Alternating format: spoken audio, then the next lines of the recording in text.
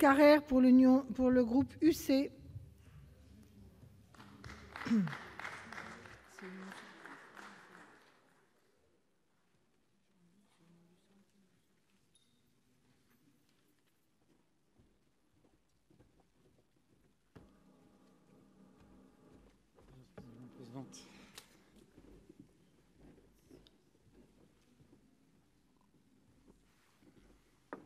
Madame la Présidente, Madame la Ministre, mes chers collègues, simplicité et gravité sont un petit peu les deux mots ou les deux idées que j'ai en tête en prenant la parole devant vous.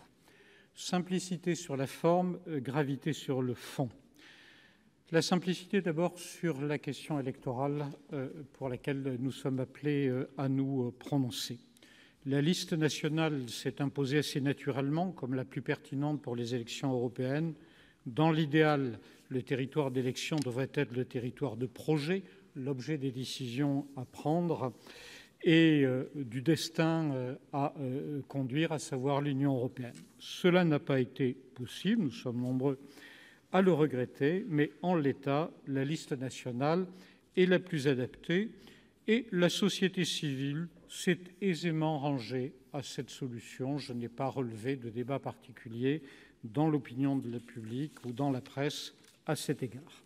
Il devenait dans ces conditions cohérent qu'un accord soit trouvé entre les deux chambres. La commission mixte paritaire du 18 avril a été positive et je m'en réjouis avec mes collègues du groupe centriste, même si la dimension ultramarine du groupe ne se satisfait pas de la circonscription électorale unique et vous en fera part par notre excellent collègue Gérard Poadja. Si le sujet électoral est un sujet simple, le fond, l'enjeu européen me pousse à plus de gravité. Tous les sujets prioritaires pour notre pays ont une dimension européenne. Dans quelques minutes, vous reprendrez la discussion sur la LPM, qui a, notamment en matière de coopération, une dimension, bien sûr, militaire européenne.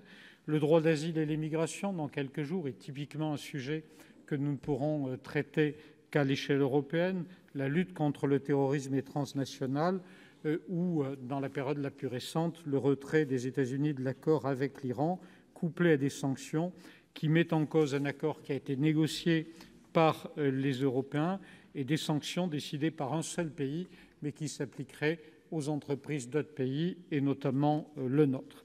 C'est dire, chers collègues, que la poursuite de l'approfondissement, l'amélioration de la construction européenne sont au cœur de notre combat politique, de ce que nous pouvons souhaiter pour notre pays.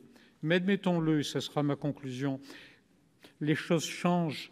Trop de gouvernements, même en Europe, utilisent le nationalisme et les tensions de toutes sortes pour conforter leur autorité politique. Trop de pays, même en Europe, au motif d'efficacité, de souveraineté populaire, s'écartent des valeurs démocratiques, de la liberté de la presse ou de l'indépendance de la justice.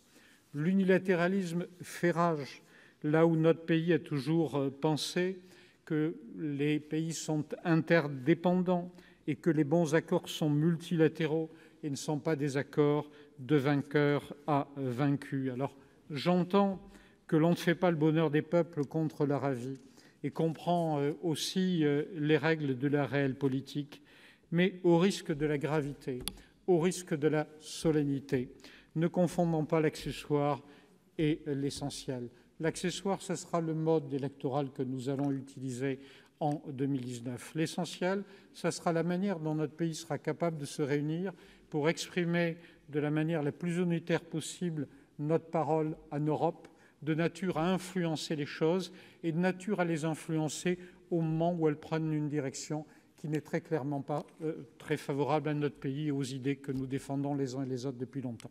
Merci de votre attention. Merci, chers collègues.